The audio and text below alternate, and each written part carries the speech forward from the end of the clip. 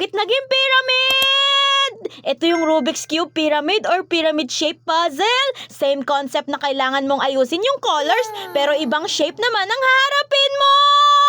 At first, parang ang dali-dali lang, pero pag pinaglaruan mo na, mapapaisip ka rin ng, wait, saan na ba dapat to?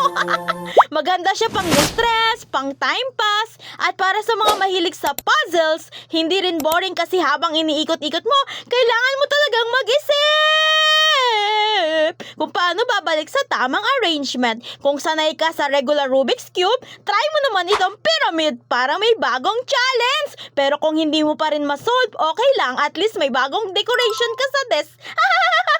Kung gusto mo subukan, click mo na yellow poodle basket. Go, go, go, go, go, go, go, go, go, go, go, go, go, go, go.